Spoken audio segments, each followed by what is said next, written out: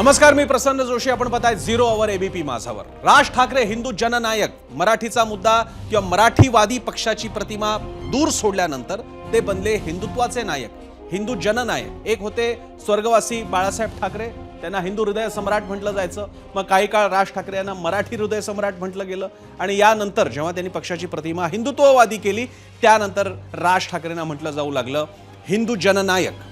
हे हिंदू जननायक आता मात्र एक वेगळीच भूमिका मांडतायत. महाराष्ट्र धर्माला निगडित असलेल्या हिंदुत्वाची वेगळी व्याख्या करू पाहत आहेत. ही हिंदुत्वाची व्याख्या प्रसंगी उद्धव ठाकरेंच्या हिंदुत्वाशी, प्रबोधनकार ठाकरेंच्या हिंदुत्वाशी भिडवू पाहत आहेत आणि त्याचमुळे भाजपच्या, बजरंग दलाच्या, विश्व हिंदू परिषदेच्या संघाच्या हिंदुत्वाशी फारकत घेणारी सुद्धा वाटते. या सगळ्या पार्श्वभूमीवर राज ठाकरे यांनी गुढीपाडव्याला म्हणजेच काल जे भाषण केलं, जे मुद्दे मांडले, ज्या प्रकारची टीका केली, ते पाहता राज ठाकरे नेमकं सांगू तरी काय पाहताय, त्याचा अर्थ कसा काढायचा नेमका? हे हिंदुत्व आहे का हा काही आणखी वेगळा विचार आहे का? हे सेक्युलर झालेले आहेत राज ठाकरे, कारण त्या शब्दाचा सगळ्यांनाच म्हणजे जे हिंदुत्ववादी आहेत त्यांना आवडत नाही सेक्युलर वगैरे म्हटलेलं. मग राज ठाकरे सेक्युलर झालेले आहेत का किंवा सेक्युलर हिंदुत्व आहे का, असे अनेक मुद्दे उपस्थित होत आहेत. तोच विषय आपण आज चर्चेला घेतलेला आहे झिरो अवरमध्ये. त्यावरती बोलण्यासाठी आपल्यासोबत मान्यवर आहेत, पण त्यांच्याकडे जाण्यापूर्वी आणि आजचा आपला प्रश्न पाहण्यापूर्वी आपण बघणार आहोत राज ठाकरेंचे प्रमुख असे मुद्दे की ज्याची चर्चा आज महाराष्ट्रात सुरू आहे. पाहूया.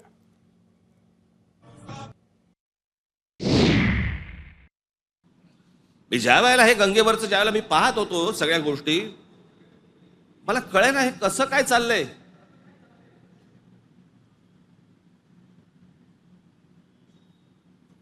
काय म्हणे 65 कोटी लोक येऊन गेले, अर्धा भारत.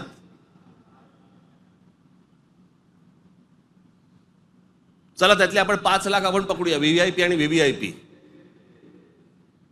बाकीचे काठावरच बसले असतील खो खो खेळायला, बरोबर की नाही? प्रत्येकाची जरी 200-200 ग्रॅम पकडली, चीनची भिंत बांधता आली असती आपल्याला.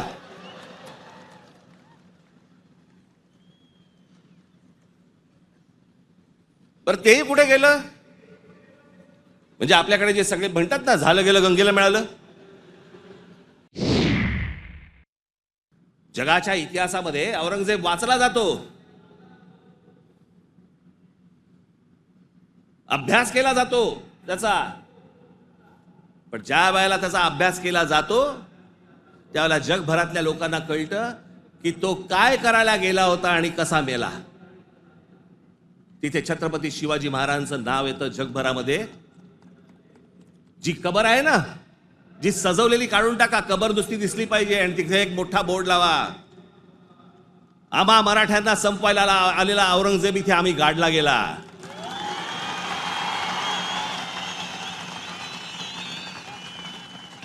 हा आमचा इतिहास.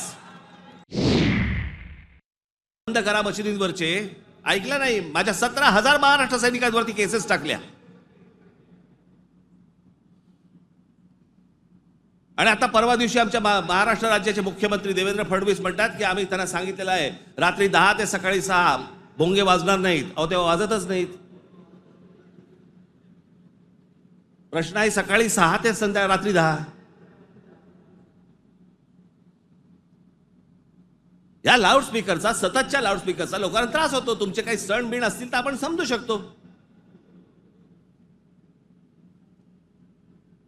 पण सरकार म्हणून कोणतंही पाऊल न उचललं. पाऊल कोणी उचललं? उत्तर प्रदेशने उचललं, योगींनी उचललं. त्यांनी सगळ्यावरचे लाऊडस्पीकर बंद केले. आपण इथे घोषणा केली, लाऊडस्पीकर त्यांनी बंद केले. आमच्या इकडे तसंच चालू आहे. औरंगजेबाची कबर राहिली पाहिजे का उडवली पाहिजे? आत्ता कुठून आठवलं?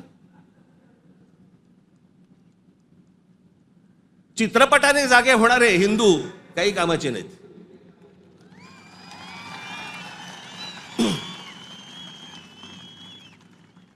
काही कामाचे नाहीत ते. चित्रपट थिएटरमधनं उतरला की हे उतरले.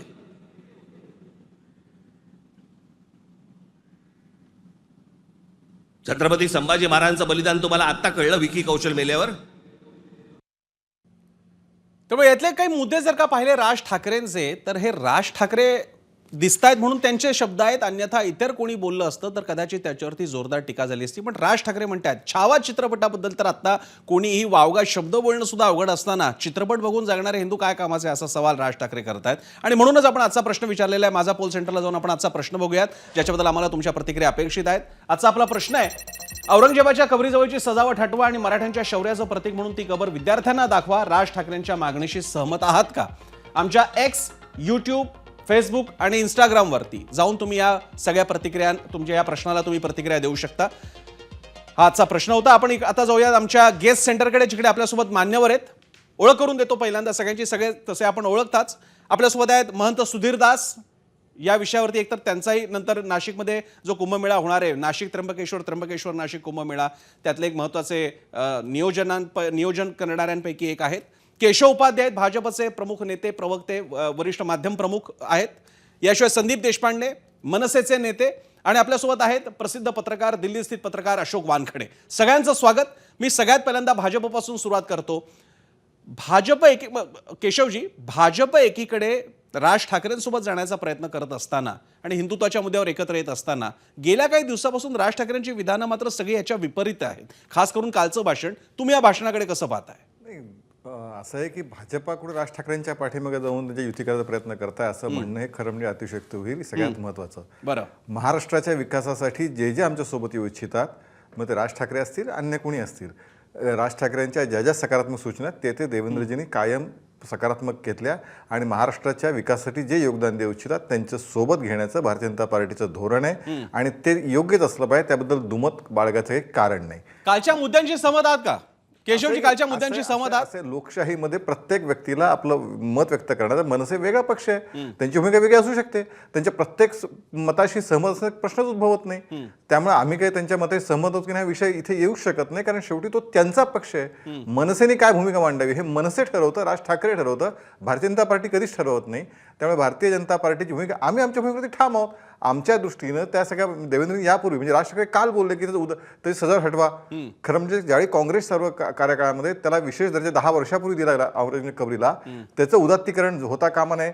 इतर ठिकाणच्या ज्या ज्या अतिक्रमणं होती शिवाजी महाराजांच्या गडावरची, ती या सरकारच्या काळामध्ये, मागच्या सरकारच्या काळामध्ये ज्यावेळी देवेंद्र उपमुख्यमंत्री होते त्या काळामध्ये हटवली गेली, हे सुद्धा वास्तव आहे.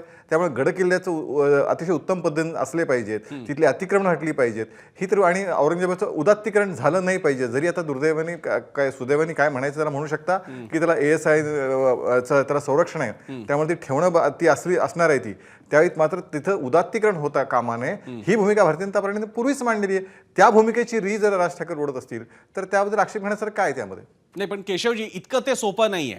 राज ठाकरेंच्या विधानानंतर आज भैयाजी जोशी म्हणतात की औरंगजेब हा महत्वाचा मुद्दा नाहीये. राज ठाकरे म्हणतात की त्यांनी महाकुंभाच्या बाबतीत सुद्धा, म्हणजे त्यांनी जे शब्द वापरले की 60 कोटी जातात, एक प्रकारे त्यांनी त्या अंकाबद्दल थोडासा आक्षेप व्यक्त केलाय. भारताची अर्धी लोकसंख्या जाते, 65 कोटी. हो, असं आहे की मुळामध्ये असं आहे की प्रत्येकाचं आकलन किती असू शकतं हा ज्याच्या त्याच्या क्षमतेचा याचा परिणाम असू शकतो. त्याबद्दल दुसऱ्यांनी खरं म्हणजे उत्तर प्रदेश सरकारने सायंटिफिकरित्या आणि ज्या जे तिथे गेले, ज्या पद्धतीतल्या व्यवस्था होत्या, ज्या पद्धतीचं मगाशी ते बोलले की काय 100, तुम्ही ऐकलं 100 ग्रॅम 200 ग्रॅम काहीतरी, खरं म्हणजे तिला स्वच्छतेच्या व्यवस्था काय होत्या, बाकी सगळ्या व्यवस्था काय होत्या, हे खरं जर त्यांच्यापैकी कोणी जर गेलं असतं तर ते अधिक तिथे चांगल्या पद्धतीने सांगू शकलं असतं त्यांना. बरं, कधी ते पटणार नाही. दुसरं त्यातलं असं आहे की ज्याचा नद्या, समुद्र स्वच्छतेचा परिणाम हा सर्वांसाठी विचार करण्याचा मुद्दा आहे.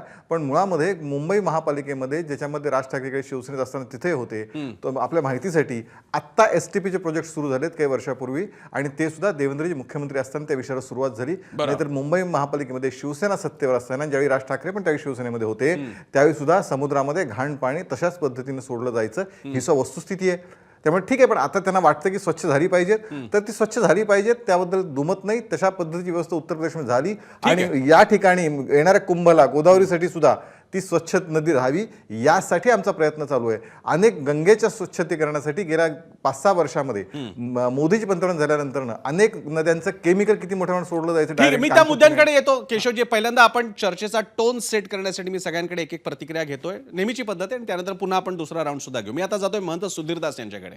महंत, राज ठाकरे आता जे हे हिंदुत्व मांडतायत, हिंदुत्व की जे महाकुंभातल्या गोष्टींबद्दल प्रश्न उपस्थित करतं, हिंदुत्व जे औरंगजेब हा मुद्दा उपस्थित केला जातो, मोठा होतो आणि अडाणीला जमिनी किंवा प्रोजेक्ट कसे मिळतात यावर प्रश्नचिन्ह उपस्थित करतो, किंवा असं हिंदुत्व की जो भावनिक मुद्द्यांपेक्षा सुद्धा लोकांच्या कामाच्या मुद्द्यांबद्दल बोलतो, की जी ठाकरेंची पण भाषा होती, उद्धव ठाकरेंची, की राम तर हवाच पण कामाचंही हिंदुत्व हवं आमचं, केवळ पळी पंचपात्राचं आमचं हिंदुत्व नाहीये. अशा प्रकारच्या चौकटीतलं हिंदुत्व राज ठाकरे मांडतायत, कालच्या भाषणातून दिसतंय. तुमचं त्याबद्दल काय मत आहे? मी खरंच सांगतो की ते भाषण मी पाहिलं नव्हतं. काल गुढीपाडवा आमच्याकडे साधारणतः 2 लाखाच्या आसपास काळाराम मंदिरात गर्दी असते आणि आता नितीन गडकरींचा आमचा एक कार्यक्रम होता, त्यामुळे मला अगदी तातडीने मुंबईला यावं लागलं आणि तेवढ्या इन बिटवीन दुपारी 4 वाजता आपल्या स्टुडिओमधनं फोन आला की अशा विषयावर आपल्याला बोलायचं आहे. म्हणून मी गाडीमध्ये मोबाईलमध्ये ते काल राज ठाकरे जे बोलले ते भाषण पाहिल्यानंतर मी विचार करत होतो की बुवा नक्की राजसाहेबांना सांगायचं काय. म्हणजे गाईडेड मिसाईल आणि गाईडलेस मिसाईल असे 2 शब्द तिथे मी प्रयोग करेल. औरंगजेबाच्या कबरीपासून तर ते म्हणजे टर्कीच्या अर्दोगन पर्यंत आणि कमाल पाशापर्यंत. आता त्या कमाल पाशाचा आणि अर्दोगनचा आणि ती स्ट्रॅटर्जी मांडण्याचा काहीच सब्जेक्ट नाही. म्हणजे मला असं वाटलं औरंगजेबाचा जो विषय घेतला गेलाय, औरंगजेबाची जी कबर आहे ती कबर जी त्याच्या वसियतनामानुसार बांधली गेली, त्यांनी सांगितलं होतं ती कबर संपूर्णतः मोकळी ठेवण्यात यावी. दुसरी गोष्ट, ज्या वेळेला हैदराबादच्या निजामांनी त्या भोवती जे मार्बलचं कव्हरिंग केलेलं आहे ते वास्तविक पाहता ब्रिटिश एका मोठ्या व्हाईसरायनी तिथे येऊन त्यांना सांगितलं की तुम्ही या भोवती हे सगळं कबरीचं बांधकाम करा. आर्किओलॉजिकल सर्वे ऑफ इंडियाचे जे काही नियम अमुक तमुक आहेत त्यामध्ये खूप किचकट नियमावली आहे. ते सगळी नियमावली मी एका कार्यक्रमात त्यावेळेला सांगितलेली होती. हरकत नाही, त्यावरती शासन डिसिजन घेईल, केंद्र शासन डिसिजन घेईल, archaeological survey of India decision घेईल, फॉरगेट इट. त्यांचं म्हणणं आहे की मराठ्यांच्या शौर्याचा प्रतीक म्हणून आपण त्या ठिकाणी ती कबर ठेवावी आणि दाखवावं की याला इथे गाडलंय. ओके, ठीक आहे. कुंभमेळ्याचा त्यांनी विषय गेल्या वेळेला पण घेतला, संदीपजी आणि आम्ही तेव्हा पण बरोबर होतो. संदीपजी चिडले होते माझ्यावरती, परंतु आज त्यांनी जी दृश्य त्यांच्या कालच्या मेळाव्यामध्ये दाखवली ती काशीची होती. काशीमध्ये ज्या वेळेला व्यक्ती वारला जातो किंवा त्याचं दहन होतं, हे जे सगळे घाटावरचे आत्ताचे दृश्य दिसत आहेत याच्यावरती लोक स्नान करतात. इथे कोणी स्नान करत नाही. प्रेत इथे सोडलं जातं. प्रयागला कुठलेही प्रेत सोडले जात नाहीत, लक्षात घ्या. दुसरी गोष्ट, त्यांनी जी चीनची भिंत बांधण्याकरता जो उल्लेख केला, मला समजत नाही की आदरणीय राजसाहेब आज एक हिंदुत्ववादी भूमिका घेऊन पुढे आले. यांचं नाव आहे एवढं मोठं, आज समाज त्यांना मांडतोय, हिंदुत्ववादी मंडळी त्यांना मांडते. वारंवार अशा पद्धतीची मांडणी करून मग तुम्ही सांगा की मी हा हिंदुत्ववादी. पण ती लाईन मी मगाशीच म्हणालो ना, महंत ती लाईन आहे ती प्रबोधनकारांपासूनची आहे. धर्माची देवळे, देवळांचा धर्म हे पुस्तक वाचलं तर राज ठाकरे फारच ललित, राज ठाकरे कविता करतायत असं वाटेल तुम्हाला. प्रबोधनकारांची पुस्तकं, जे जवळकरांची पुस्तकं वाचली तर तुम्हाला राज ठाकरे प्रेमपत्र लिहितायत, इतकं ते सोपं म्हणतात. राज ठाकरे भाषेत बोलतात, त्यांचा अभ्यास आहे. पण तुम्ही जर तिथे तुमचे मतं गमवतायत ना, तुम्हाला उद्देश काय आहे? तुम्हाला पॉलिटिकल पाहायचंय का धर्मजागरण करायचंय की एन्व्हायरमेंटल प्लॅनिस्ट तुम्ही व्हायचंय? तुम्ही नक्की ठरवा ना. बरं, आपण विचारूया संदीप देशपांडेंना विचारूया. संदीप देशपांडे, आम्हाला सांगा, तुम्ही जरा आम्हाला महंत सुधीरदासांच्या प्रश्नाला उत्तर द्या की राज ठाकरेंना हिंदू जननायक व्हायचं आहे का मतं गमवायची आहेत आणि मग पर्यावरण वगैरे वादी विषयांवरती बोलायचं? नेमका या हिंदुत्वाचा अर्थ कसा काढायचा? संदीप. मुळात असं आहे की आमचे जे महंत आहेत, आदरणीय आहेत, यांनी आम्हाला काही गोष्टी शिकवल्या पाहिजेत, यांनी आम्हाला काही गोष्टींचं मार्गदर्शन केलं पाहिजे. आता जर गंगेच्या संपूर्ण नदीमध्ये म्हणजे ते प्रेताचा एक भाग झाला, तो त्यांनी सांगितला की ते खाली नाही वर सोडतात, कुठेही सोडतात, पण गंगेतच सोडतात ना.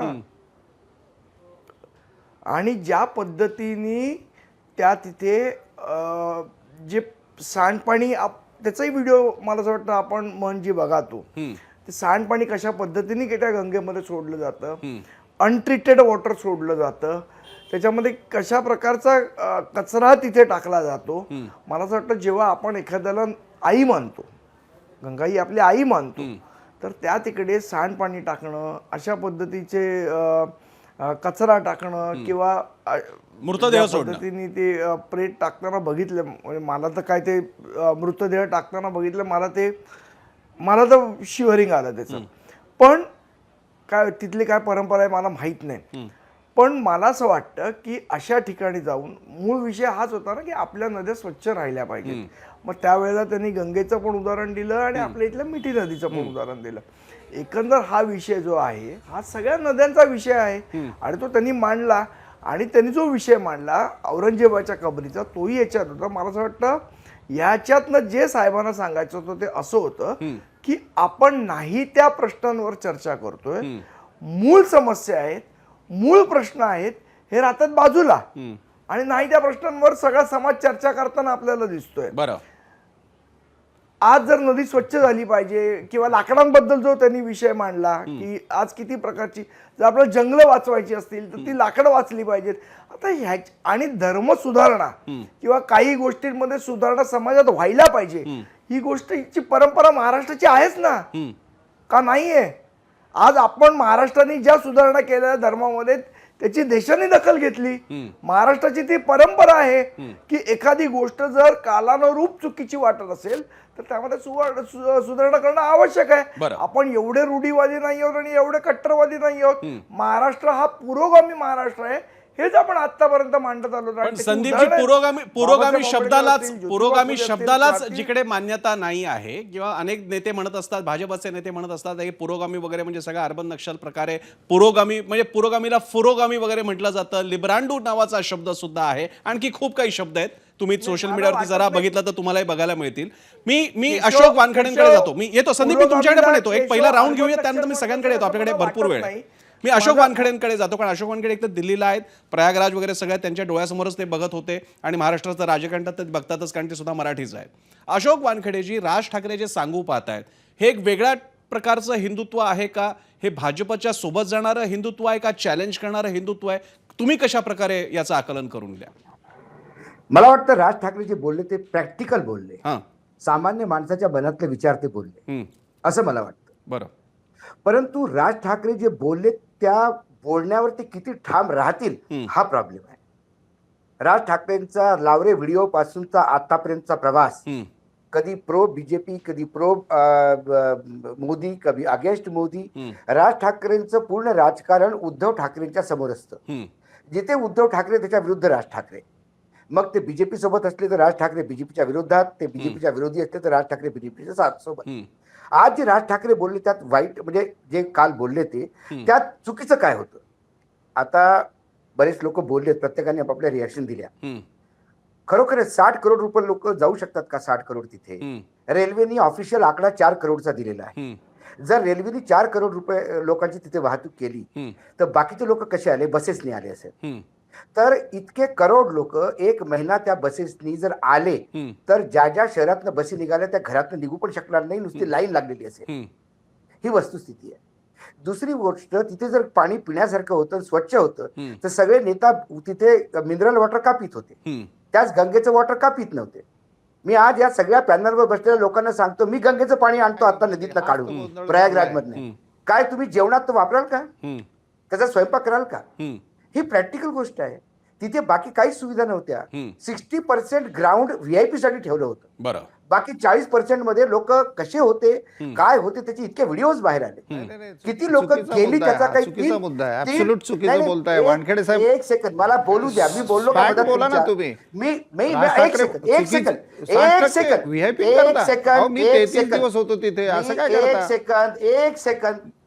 बोला, बोलून द्या. अशोक वानखेडेंना बोलून द्या. मला बोलू द्या, नाही तर मी प्रत्येक ठिकाणी तुम्हालाही पण अपोज करू शकतो. हा ठीक डिस्कशन आहे, बोलू द्या, बोलू द्या, बोलू द्या. ठीक आहे ना? मग या बाबतीत अशोकजी जास्त पूर्ण करा, मग बोलू इतरांकडे जाईन. ठीक बोला. आहे. माझं पहिलं ऐकून घ्या तुम्ही. आज किती लोक तिथे गेलीत, किती ठिकाणी ऍक्सिडेंट झाले? 3 ठिकाणी ऍक्सिडेंट झाले. व्हिडिओ आहेत माझ्याकडे. चॅलेंज देतो मी, या माझ्यासोबत बसा, मी दाखवतो तुम्हाला. लेकिन एकाच ठिकाणचा ऍक्सिडेंट मानला, चेंगराचेंगरी. त्यात 30च लोक मागली. 15,000 लोक मिसिंग आहेत, अजून सापडत नाहीत कोणाला. त्या 30 लोकांपैकी किती लोकांना 25 लाख रुपये मुआवजा मिळाला? चॅलेंज देतो मी, पत्रकारिता सोडेल, तुम्ही मला 5 लोक तरी दाखवली तर काय बोलताय तुम्ही? अशी कुंभमेळा असं कमीत कमी त्र्यंबकेश्वरला असं करू नका राव. तुमच्या हातात आहे त्र्यंबकेश्वर. तिथे व्हीआयपी पेक्षा बाकी लोकांची व्यवस्था करा. काही प्रॅक्टिकल अप्रोचनी पाहिलं पाहिजे. असं काय मी काय हिंदू धर्म विरोधी आहे का? आम्ही पण तेवढंच हिंदुत्व मानतो. बरं. पण जे चुका झाल्या त्या चुकाला जर तुम्ही मान्य केलं नाही, 18 तास मुख्यमंत्र्यांना माहित नव्हतं ऍक्सिडेंट झाला, 18 तास माहित नव्हती चेंगराचेंगरी झाली, 18 तासापर्यंत तो म्हणत होता काहीच झालं नाही, वरनं गुलाबाच्या फुलं टाकत होते. बरं. आणि मग पंतप्रधानांचं ट्विट आल्यावर म्हणतो की हो अब मुझे समझ में आ गया की 30 लोक गए. बरं. तो आकडा 30 कोणी सांगितला? कुठला आकडा? त्या 30 लोकांची काही लिस्ट अजूनही आलेली नाही मार्केटमध्ये. बरं. अशा कितीतरी गोष्टी आहेत, आपण त्याच्यावर बोलत नाही, आपण राज ठाकरेवर बोलतोय. ठीक. राज ठाकरे जे बोलले ते मला बिलकुल पटलंय, सामान्य माणसाला पटतंय. प्रसन्न, पण प्रॉब्लेम येतो, असा आहे, केशवजी येतो तुमच्याकडे. एकाच माणसाला किती वेळ तुम्ही देणार? मी येतो, केशवजी तुमच्याकडे येतो आता. एक मिनिट. का म्हणजे मोदीच्या विरोधात बोलायचं म्हणजे मोदी भाजी विरोधात जे बोलतात त्यांना भरपूर वेळ मी नाही, केशवजी येतो ना, तुम्हाला पण देतो मी काय वेळ. चाललंय? वेळ आहे आपल्याकडे. काय लेवलची भाषा कर चालली इथे? केशवजी तुम्ही बोला. मुळात असं ठीक आहे, की बोला, पूर्ण आपला करा. जळफळाट, आपला द्वेष, आपली मळमळ व्यक्त करण्याचं पत्रकाराच्या नावाखाली ढोंगपणाचं काही जण व्यक्त करत असतात. त्यातला हा अत्यंत उत्तम नमुना आहे. का कुठल्याही चॅनलचं गेलं त्यांच्या काही दिवसातलं काढून बघा, एकमेव मोदी द्वेष, योगी द्वेष, भाजपा द्वेष हा त्यांच्यातनं नसतनं वाहत असतो. आणि प्रत्येक गोष्ट कशी वाईट आहे त्यांनी केलेली एवढंच हे महाशय सांगत असतात. आणि पत्रकार ढोंगाखाली तुम्ही त्यांना बसवता. ठीक आहे, तुमचा अधिकार आहे. मुळामध्ये जे महाकुंभ झाला त्याच्याबद्दलची सगळी डिटेल, त्याच्या यशाबद्दल सगळ्या जगाने त्याचं कौतुक केलं, जगातल्या अनेक देशांनी त्याचं कौतुक केलं, हे आपण पाहतोय. मात्र काही जणांना जे क्षुद्र मनोवृत्तीचे लोक आहेत त्यांना मात्र विरोध दिसतो. ठीक आहे, तो त्यांचा अधिकार आहे. या सगळ्या खरं म्हणजे कुठून 65 कोटी लोक आले त्याचं सगळं डिटेलिंग आहे. अहो, तुमच्या आजूबाजूला घराघरातील लोक कशा पद्धतीने आपापल्या शहरातील लोक याला गेली होती, कुंभला गेली होती, ह्याचे आपल्याकडे सगळ्यांकडे आकडे आहेत. कशा पद्धतीने लोक तिथे गेले, तिथं 60% म्हणे VIP ला ठेवलं होतं. ही कुठली नवीन माहिती शोधून काढली? म्हणजे जे वाटेल ते बोलत बसायचं या ठिकाणी. आणि या सरकारला बदनाम करण्याचं जे काही जणांचं वसा आहे तोच इथे चालवतात हे महाशय. ठीक आहे, त्यांची बुद्धी त्यांच्याजवळ. मुळात मुद्दा असा आहे की मूळ मुद्दा राज ठाकरेंनी जो मांडला की नद्या स्वच्छ असल्या पाहिजेत, या भूमिकेवरती पण केशवजी हे मुद्दे अशोक वानखेडेंनी बोले तर तुम्ही एकदम रागावला तुम्ही. पण राज ठाकरे तर हे मुद्दे काल जाहीर सभेत बोलत भाषा ते होते. वापरतात म्हणजे मुख्यमंत्र्यांना 18 माहित झालं. प्रश्न ही कुठली पद्धत आहे मध्ये मध्ये बोलायची? आता ते का मध्ये बोलतात? मी ऐकत होतो त्यांचं. ही कुठली पद्धत आहे? ठीक आहे, आपण या केशवजींना बोलू द्या. एकांगी पूर्ण पद्धतीने मांडणी करणं हे अत्यंत चुकीचं आहे. प्रसन्नजी, मी येतो, मी महंत तुमच्याकडे सुद्धा येतो, मला संदीपकडे पण जायचं पण आधी केशव उपाध्ये. मुळात केशव असं आहे पूर्ण करा तुम्ही. आक्षेप पूर्ण नाहीये, नद्यांमध्ये स्वच्छता आली पाहिजे, नद्यांचं पाणी बदल पाहिजे. पण त्यासाठी मुळामध्ये काम करण्याचं काम गेल्या अनेक वर्षापासून उत्तर प्रदेशपासून अनेक ठिकाणी सुरू आहे. मी म्हणून उदाहरण दिलं की इथे मुंबईमध्ये लांब कशाला जायचं? मुंबईमध्ये समुद्रामध्ये थेट घाणेरडं पाणी सोडायचं. आता STP प्रोजेक्ट सुरू आहेत. ते हे सरकार आल्यानंतर वर्षानुवर्ष शिवसेना सत्तेत होती या ठिकाणी मुंबई महापालिकेमध्ये, साधा STP प्रोजेक्ट करता नाही आपल्याला.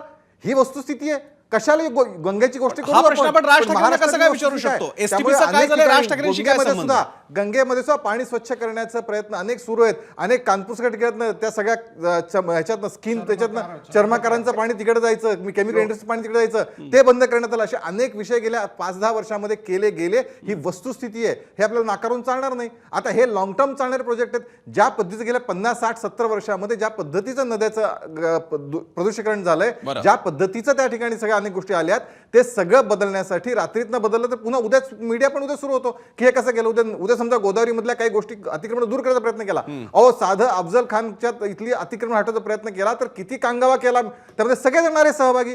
कदाचित प्रसन्न जोशींचा शो पण त्यामध्ये आला असेल. हे योग्य आहे काय म्हणून ते कुठल्या चॅनल असतील तिथे. त्यामुळे इथे करताना एक प्रकारे सर्वांना सोबत घेऊन करावं लागतं. त्यामुळे राज ठाकरेंच्या मूळ भूमिकेशी नद्यांमध्ये स्वच्छता आली पाहिजे, त्याबद्दल सगळे सहभागी आहेत आणि त्याचं काम ऑलरेडी आम्ही सुरू केलंय, हे मला सांगायचं या ठिकाणी. तुम्ही मगाशी आता मी तुम्ही बोलू का? मगाशी प्रसन्न अशोक फक्त वानखेडे एकच असाल किंवा तुम्ही माझ्यावरती येऊ एक नका. मिनिट. आम्ही काय म्हणतो याच्यापेक्षा राज ठाकरे सरळ म्हणतायत की गंगेचं पाणी ते म्हणाले त्यांनी एकदम हड केलं, त्याच्याबद्दल तुम्हाला बोलायचं नाही. मला माहिती नाही काय कंपल्शन आहे भाजपला की राज ठाकरेंबद्दल फार हार्श होताना दिसत नाही. हे उद्धव ठाकरे म्हणतात तर कदाचित फार उत्तर आली असते. नाही, प्रसन्न 30 सेकंद, कारण माझं नाव घेतलं. मी नाव बोला, घेतलं अशोकजी नाही. बोला. पहिल्यांदा. नाही, बोला, एक अशोकजी सेकंद. बोला. नाव नाही घेतलं. तुमचं नाव घेतलं आता नाही. सांगतो. हे जे पत्रकारितेला सर्टिफिकेट देण्याचा नवा धंदा सुरू पत्रकारितेला केला शरम ना, आहे. ज्या राजकीय पद्धतीच्या लोकांनी एकांगी मळमळ असलेल्या या द्वेषमूलक माजलेल्या भावना लोकांना सातत्याने एवढं तुम्ही व्यक्त कळत करत असता नाही या की मोदी सरकार पत्रकारितेला विरोधामध्ये, हे पत्रकारितेला शरमच आहे. देणारे हे एकांगी कोण? भूमिका पत्रकारितेची हे असू कोण? शकत नाही. एका ही वस्तू लक्षात पार्टीचे घ्या पहिल्यांदा. पाय धुवून पिणारे कायम तुमच्या हे भूमिका मांडा विचारधारा गेल्या सारखे 2 वर्षात बदलणारे स्टेटमेंट अरे काय? तुमची ही अवकात आहे सातत्याने का? एकांगी आहेत, संघाने जर भाजप तुम्हाला विरोधी म्हटलं आहेत, की प्रत्येक मोदी विरोधी आहेत, मस्जिदीमध्ये हे मी मंदिर पाहू सातत्याने नका, बघतोय. त्यामुळे संघाने जर तुम्हाला मी म्हटलं की केशवजी औरंगजेबाची आणि- आता काही राहिलेलं नाही, अशोकजी. केशवोपाध्याय ऐकून घ्या, अशोक वानकडे ऐकून घ्यायचा बोलतोय. विषयच नाहीये. तुम्ही जो म्हणाला ना या द्वेष समन्वय चर्चेला असला काही पाहिजे, दिसत काय सत्ता नाही. असला पाहिजे. कुठेही सरकारला यायचं, प्रश्न पुन्हा तिथे विचारणार. आणायचं, पुन्हा आपला सत्य द्वेष तुम्ही आणायची, आहात. आपल्याला मी मळमळ मी आणायची. मी मी अशोकजी आपल्याला आणि केशवजी दोघांनाही थांबवतोय. केशवजी मी आपल्याला फक्त आठवण करून देऊ इच्छितो. अशोकजी आपल्याला बाकीचे मुद्दे घ्यायचे आहेत. मी तुम्हाला विनंती करतो. केशवजी मी आपल्याला विनंती करतो. फक्त मी केशवजी आपल्याला आठवण करून देऊ इच्छितो. मला जुना इतिहास उघडायचा नाहीये. पण एखादा पत्रकार तुमच्या विरोधात बोलतोय म्हटल्यानंतर लगेच हा मोदी विरोधी, देशविरोधी, अर्बन नक्षल वगैरे करण्याच्या ऐवजी 2014 पूर्वी केशवजी तुम्ही आणि आम्ही सगळा मीडिया आलो त्यामध्ये 2014 पूर्वी आपण काँग्रेसचेही मुद्दे असेच खोडून काढत होते. तेव्हा आपल्याला ते छान वाटत होतं. आज काही मुद्दे आपल्याला ऐकून घ्यावे लागतील. त्याच्यानंतर तुम्ही लगेच सिम्बॉल द्यायला सुरुवात करू नका, स्टॅम्प मारायला सुरुवात करू नका. अशोक वानखेडे 2014 पूर्वी इतक्याच कठोरपणे काँग्रेसवर बोलायचे, राष्ट्रवादी काँग्रेसवर बोलायचे, महाराष्ट्राच्या राजकारणावर बोलायचे. आता ते भाजपवर बोलतायत. जे महाराष्ट्र पाहणार अनुभवतोय एकांगीपणे सातत्याने म्हणजे सगळे स्टेटमेंट काढून बघा. एकांगीपणे जर बोलणार असाल तर पत्रकारांना बसू नका. काँग्रेसचे प्रवक्ते म्हणून ठीक आहे, मी आपल्या मताचा आदर करतोय. आपली चर्चा सुरू आहे राज ठाकरे यांच्या कालच्या गुढीपाडव्याच्या त्यांच्या मेळाव्यातील भाषणाच्या अनुषंगाने, ज्यामध्ये राज ठाकरे जे सांगू पाहतायत, जे हिंदुत्व मांडू पाहतायत ते पूर्ण वेगळं आहे. आणि त्यामुळे भाजपची म्हणजे जर का ते राज ठाकरेंना सोबत घेणार असतील तर अडचण होऊ शकते. कारण हे हिंदुत्व महाराष्ट्राच्या चौकटीतलं हिंदुत्व आहे. आणि काही प्रमाणात म्हणायचं झालं, थोडं धाडसाने म्हणायचं झालं तर उद्धव ठाकरे जे सांगू पाहतायत आमच्या हिंदुत्वाची व्याख्या त्याच्या जवळ जाणार. आणि त्यामुळे राजकीय समीकरणं वेगळी असू शकतात. आपल्यासोबत मान्यवर आहेत, त्यांच्याकडे जाण्यापूर्वी लोकांच्या काय प्रतिक्रिया आल्यात, काही निवडक प्रतिक्रिया पाहूयात. आमच्या माझा मीडिया सेंटरमध्ये जाऊन कोणत्या प्रतिक्रिया आल्यात, काही निवडक प्रतिक्रिया. मागणी योग्यच, परंतु सरकार अंमलबजावणी करेल का? राज ठाकरे म्हणाले की शाळेतल्या मुलांना घेऊन औरंगजेबाची कबर दाखवावी आणि मराठ्यांचा पराक्रम सांगावा, त्याबद्दलचा हा प्रश्न होता. त्यावरती आलेल्या प्रतिक्रिया आहेत. राज ठाकरेंची ही भूमिका महाराष्ट्रातील बहुतांश लोकांच्या मनातली आहे. लेखन ढगे यांनी युट्यूबवरती प्रतिक्रिया दिलेली आहे. आणखी काय एक प्रतिक्रिया फेसबुकवरती प्रतिक्रिया अरविंद खेडेकर. हो, त्याला महाराजांनी इथे गाडला हे नवीन पिढीला समजणं गरजेचं आहे, पण कबरी भोवतालची सजावट तोडून टाका, त्याच्या जागी मराठ्यांच्या इतिहासाचे फलक लावा, अशी ही प्रतिक्रिया आलेली आहे. पुढचा मुद्दा आहे इन्स्टावरती आलेला अनिकेत देसाई यांचा. सजावट हटवा इथपर्यंत ठीक आहे, पण पर्यटन वाढवायची गरज नाही, असाही मुद्दा आहे. पुन्हा एकदा जाऊयात आपल्या पाहुण्यांकडे. पुन्हा एकदा सगळ्यांचं स्वागत आहे. आपल्यासोबत आहेत महंत सुधीरदास, आपल्यासोबत आहेत केशव उपाध्ये, भाजपचे माध्यम प्रमुख संदीप देशपांडे, मनसेचे नेते, आणि अशोक वानखडे, प्रसिद्ध पत्रकार. सगळ्यांचं स्वागत. मी आता केशव उपाध्यांपासून सुरुवात करेन आणि मग महंत आणि मग पुन्हा संदीप देशपांडेंकडे जाईन. केशवजी, राज ठाकरेंचं भाषण हे फक्त गंगा नदी, प्रदूषण, महाकुंभ, औरंगजेब कबर इतकंच नाहीये. ते जे सांगू पाहतात, इन्फरन्स काढावा लागेल, अन्वयार्थ काढावा लागेल. तो अन्वयार्थ हा आहे की आमचं हिंदुत्व, राज ठाकरेंचं हिंदुत्व, उद्धव ठाकरेंचं हिंदुत्व हे महाराष्ट्राच्या चौकटीतलं आहे. ते गायपट्ट्यातलं नाही, ते उत्तर भारतीय नाही, ते बजरंग दल विश्व हिंदू परिषदेचं नाही, हे ते सांगतात. आणि म्हणून ते म्हणतात औरंगजेब हा मुद्दाच नाहीये. जो मुद्दा तुमचीच सिस्टर, काय म्हणू त्याला, बंधू संघटना असलेल्या भीमपनं मांडायचा प्रयत्न केला होता. हे राज ठाकरेंचं हिंदुत्व कबूल आहे का? हे हिंदुत्व कबूल आहे का तुम्हाला? असं आहे, मुळामध्ये हिंदुत्वाचं वैशिष्ट्यच आहे की इथे प्रत्येकजण आपल्या पद्धतीने भूमिका मांडतो आणि त्याचं स्वागत केलं तर सर्वसमावेशकता हेच तर आपलं वैशिष्ट्य आहे प्रसन्ना. त्यामुळे राज ठाकरेंनी काहीतरी वेगळी भूमिका मांडली म्हणून ती अयोग्य आहे असं म्हणजे कारण नाही. पण मुळामध्ये असं आहे की खरं म्हणजे हिंदुत्वाची भूमिका तुम्ही, आम्ही तर हे पहिल्यापासून करतोच. ते आता राज ठाकरे बोलतायत.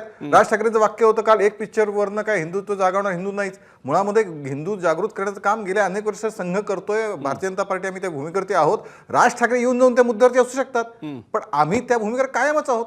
त्यामुळे राज ठाकरेंना असं वाटू शकतं पिक्चरमुळे हिंदुत्व जागृत होतो की नाही. आमच्यापासून आमची धारणाच नाही पिक्चरमुळे हिंदू जागृत होतो की नाही, हा विषयच नाही आमच्यापासून. आम्ही हिंदू जागृतीचं काम करतोय, हिंदुत्व विचाराचं काम करतोय. त्यामुळे आम्ही ते राज ठाकरे त्या विषयावर यायचं की नाही, राज ठाकरेंनी ठरवायचं, तो आमचा विषय नाही, पहिली गोष्ट.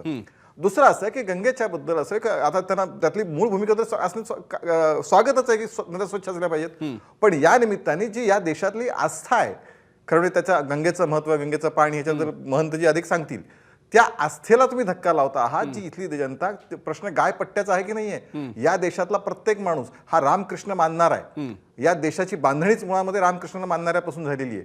त्यामुळे गायपट्ट्याचं हिंदुत्व वेगळं, आमचं हिंदुत्व वेगळं, या भ्रमात कोणी राहायचं कारण नाही. रामकृष्णाला तिथेही तेवढंच मानतात आणि इथेही तेवढेच मानतात. त्यामुळे या देशातला हिंदू आहे, ज्या देशातला हिंदुत्ववादी आहे, जो इथं विचार मानतो, आणि कुंभ हा सगळ्यांचा प्रत्येकाचा आस्थेचा विषय. खरं म्हणजे कशा पद्धतीने, जर म्हणजे कदाचित संदीप देशपांडे माहिती असेल, तिथं खरं कशा पद्धतीने 65 कोटीचा आकडा आला ते सुद्धा सायंटिफिकली सिद्ध झालेलं आहे. ते काही उठलं वाटलं योगीनं त्यांनी जाहीर केलं असं झालेलं नाहीये. पण त्यामुळे या सगळ्या भूमिकेमध्ये जो आमचा आस्थेचा विषय त्याच्यावरती टीका करत तुम्ही असाल तर मला असं वाटतं की भाजपाची भूमिका आहे हा विषय सोडून द्या. मुळामध्ये महाराष्ट्रातली जनता तुम्हाला ऑलरेडीच नाकारतीये, ती पुढच्या काळात ते स्वीकार की नाही हा मुद्दा सगळ्यात मोठा गंभीरतेचा आहे. नेमकं कालच्या भाषणात तुम्हाला सांगायचं काय होतं, हा खरं तर एक सगळ्यात मोठा प्रश्न राज ठाकरेंचा त्यांना सांगायचं होतं जे मला कळलं. मी तुम्हाला मध्येच तोडून बोलतोय, पण तरी सुद्धा तुमच्या प्रश्नाचं उत्तर ते म्हणजे हिंदुत्वाच्या नावाखाली नॉन इश्यू मोठे करू नका. मग ते श्रद्धेचे असतील नाही तर औरंगजेबाचे असतील, हे मोठे करू नका. त्यांचं सगळ्यात मोठं वाक्य टेक अवे म्हणतात आजच्या भाषेमध्ये त्याला, ते म्हणजे आपण औरंगजेबात अडकलो आणि अडाणीला प्रोजेक्ट मिळाले. केशवपती, आपल्याला याबद्दल काय वाटतं? असं आहे मुळामध्ये त्या सगळ्या विषयामध्ये पुन्हा त्यामध्ये असं आहे, शाब्दिक वाक्य कोटी करणं हे सगळ्यात सोपं वाक्य आहे. मुळामध्ये औरंगजेबामध्ये कोण अडकलं, कशासाठी अडकलं? असं आहे की तुम्ही तुमच्या भूमिका बदलत गेल्या. तुम्ही कधी मोदी विरोधी होता, कधी मोदींच्या बाजूने होता, आणि आमची भूमिका त्यातली ठाम आहे. आमच्या भूमिका या कालही त्याच आहेत, आजही त्याच आहेत. तुम्ही विश्व हिंदू परिषदेबरोबर ठाम आहात. भाजप, मी तुम्हाला असं विचारतो, तुम्ही विश्व हिंदू परिषदेच्या कबर हटाव अन्यथा कार सेवा करू या भूमिकेवर ठाम आहात? भारतीय जनता पार्टीची भूमिका माननीय देवेंद्रजींनी जी सांगितली ती स्पष्ट आहे.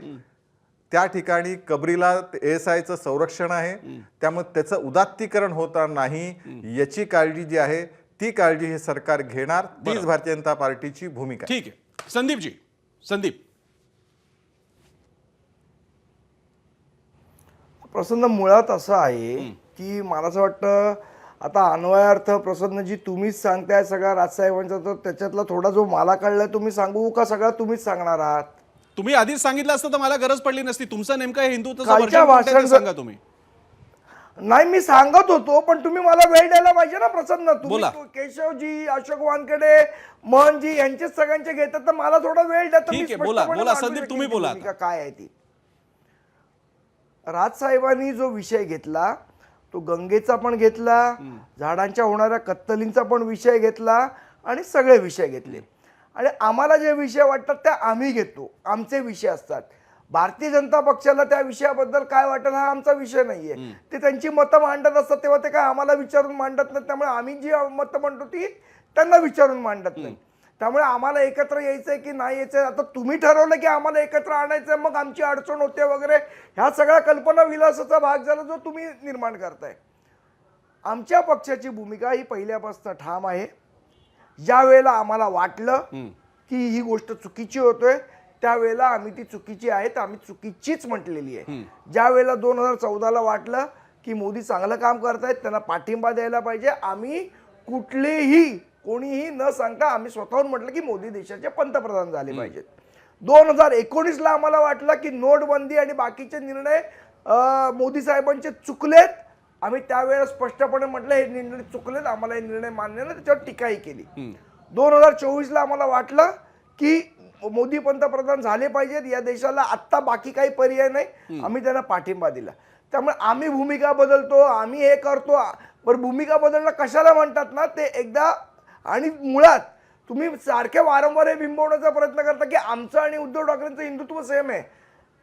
प्लीज प्रसन्न, ते जे काय बोलतात ते वेगळं बोलतात, आम्ही काय बोलतो ते वेगळं बोलतो. हल्ली असंही म्हटलं जातं की उद्धव ठाकरेंनी चांद बघितलं की ईद होते, इथपर्यंत ते गेलेले आहेत. आमचा हा काही विषय नाहीये. पण माझ्या धर्मामध्ये काही सुधारणा जर झाल्या पाहिजेत असं मला प्रामाणिकपणे वाटतं, तर त्याच्यावर बोललं नाही पाहिजे. बरं, हे चुकीचं आहे बोलणं की माझ्या धर्मामध्ये मीच बोललं पाहिजे ना, माझ्या धर्मामध्ये सुधारणा करण्याबद्दल मीच बोललं पाहिजे. बाहेरचा कोणतरी मुस्लिम येऊन बोलणं माझ्या धर्माच्या सुधारणेबद्दल. बरं. तिसरी महत्वाची गोष्ट, कबरीवर जे सांगितलं ते त्यांनी सांगितलं की महाराष्ट्रातले जे मराठे इथे होते जेव्हा छत्रपती शिवाजी महाराज चा मृत्यू झाला त्याच्यानंतर पण औरंगजेब का ठाम देऊन टाळला, कारण त्याला शिवाजी महाराज हा विचार संपवायचा होता. आणि तो संपवायला तो आला असताना तो संपला, पण तो विचार नाही संपला. याचं प्रतीक ती कबर आहे. हे जर आम्ही बोललो ह्याच्यात काय चुकीचं बोललो? ठीक आहे. आणि कुठल्याही गोष्टीला फक्त राजकीय अँगलच देऊन बघितलं पाहिजे असं काय नाहीये. काही गोष्टींना म्हणजे राजकारणातल्या एखाद्या नेत्याने सामाजिक गोष्टी बोलू नयेत असा कुठे नियम आहे का?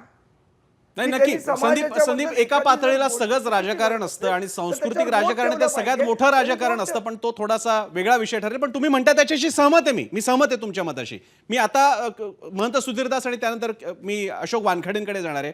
महंत, आता तरी तुमचं समाधान झालं. तुम्ही मगाशी टीका करत होता, पण आता मनसेचे संदीप देशपांडे सांगतायत की आमच्या हिंदुत्वाची गल्लत तुम्ही उद्धव ठाकरेंशी करू नका, आम्ही पण हिंदुत्ववादीच आहोत. समाधान झालं तुमचं आता? मी कुठलीही ती गल्लत केली नाही, ते वाक्य माझे नाही.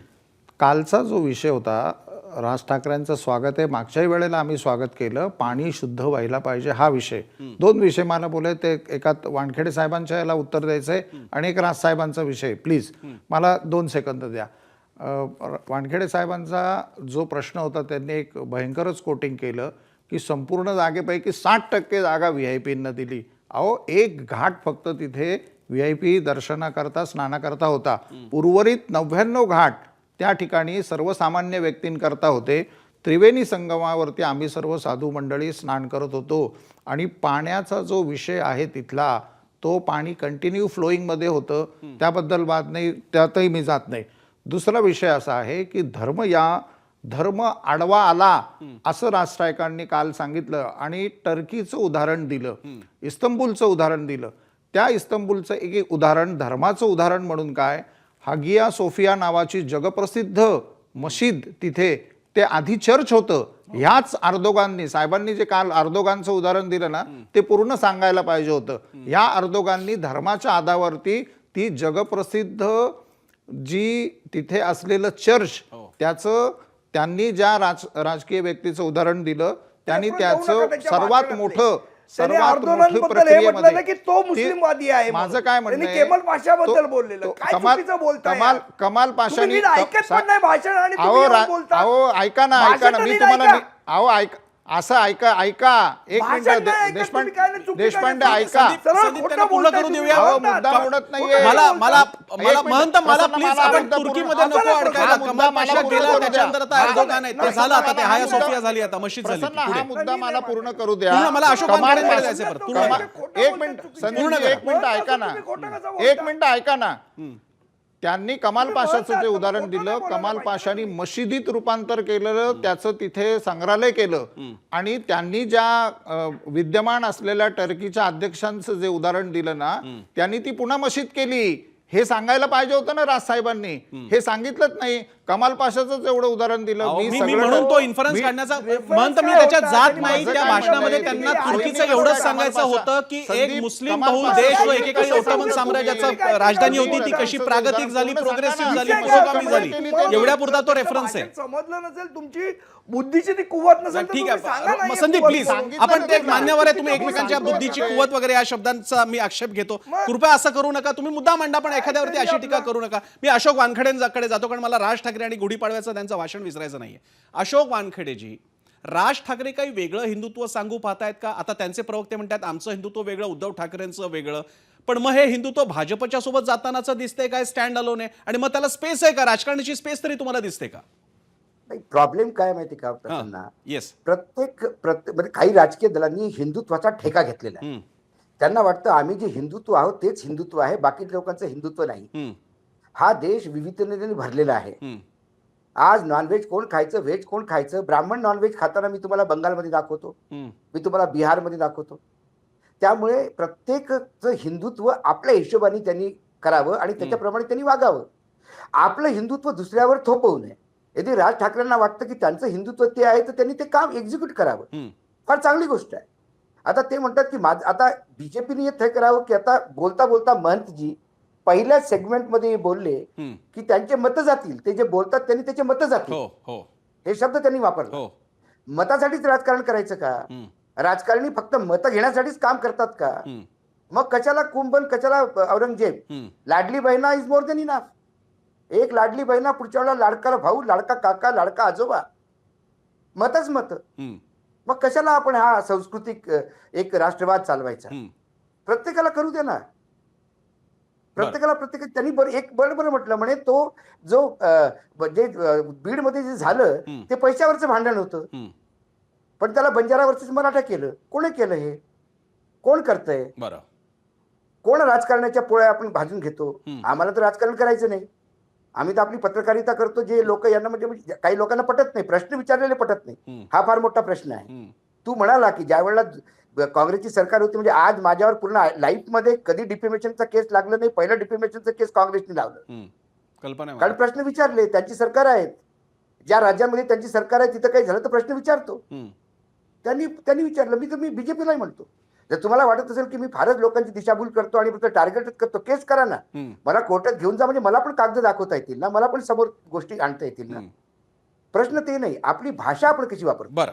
आपल्याला जर नाही कोणाला कळत, म्हणून मी म्हटलं राज ठाकरेचं जे आहे, मी राज ठाकरेच्या भाषणावर माझं हे म्हणणं आहे की ते त्यांची विचार होते आणि त्यांचे विचार मला सामान्य माणसाचे विचार दिसतात. पण प्रसन्न, माझं एकच प्रॉब्लेम आहे की राज ठाकरे या विचारावर किती दिवस टिकतील. अगदी तो प्रश्न तुम्ही यापूर्वी पण मांडला होता. मी केशव उपाध्यायांकडे जातो.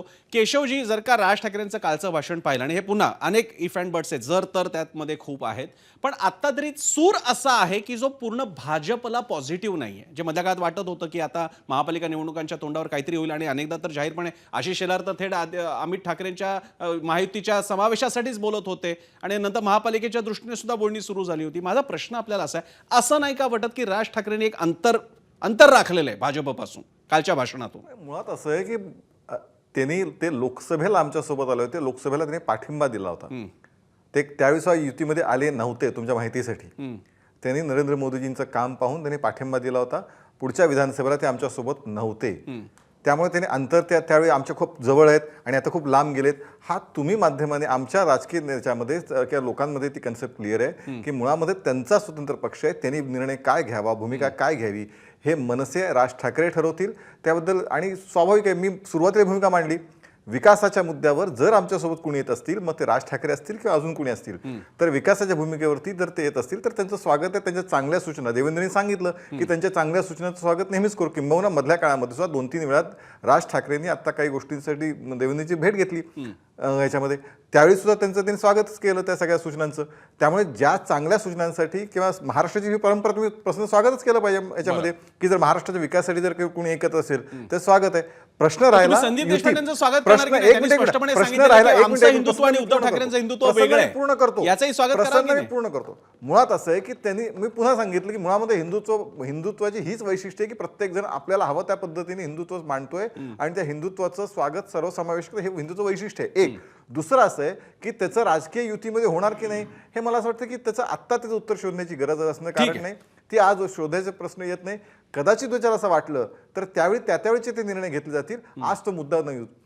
मला केशवजी किमान एका गोष्टीचं समाधान आहे, कार्यक्रम संपत असताना हिंदुत्वाचा अर्थ प्रत्येकाला लावण्याचा अधिकार आहे आणि त्या तेच हिंदुत्व आहे असंही आपण म्हणाला, त्याचं स्वागत करायला पाहिजे. अन्यथा जरा शब्द इकडचा तिकडे झाला, अर्थाचा अन्वयार्थ वेगळा मांडला तरी सुद्धा थेट अर्बन नक्षल, पुरोगामी, लिब्रांडू वगैरे शब्द स्टॅम्प होण्याच्या काळामध्ये आपण हिंदुत्वाचा अर्थ लावण्याची मुभा देत आहे आणि राज ठाकरेंपासून त्याची सुरुवात होते महाराष्ट्रामध्ये. यासाठी तुमचं स्वागत, तुमचं अभिनंदन. संदीप देशपांडेंनी सुद्धा स्पष्ट केलेलं आहे आणि त्यातून दिशा दाखवलेली आहे की जरी ते काही प्रोग्रेसिव्ह मुद्दे मांडत असले तरी आमचं हिंदुत्व म्हणजे उद्धव ठाकरेंचं हिंदुत्व नाही. त्यामुळे मवियातल्या ज्या लोकांना आता दोन्ही ठाकरे एकत्र येणार याच्या जर का उकळ्या फुटू लागल्या असतील तर त्याच्यावरती विरजण संदीप देशपांडेंनी पाडलेलं आहे. असं काही होणं सध्या तरी न लगे हे त्यांनी स्पष्ट केलेलं आहे. आजच्या या अतिशय महत्त्वाच्या चर्चेसाठी आपण सगळ्यांनी वेळ दिला. अशोकजी आपले, संदीप देशपांडे तुमचे सुद्धा, केशव उपाध्याय आणि महंत आपल्या सगळ्यांचे आभार.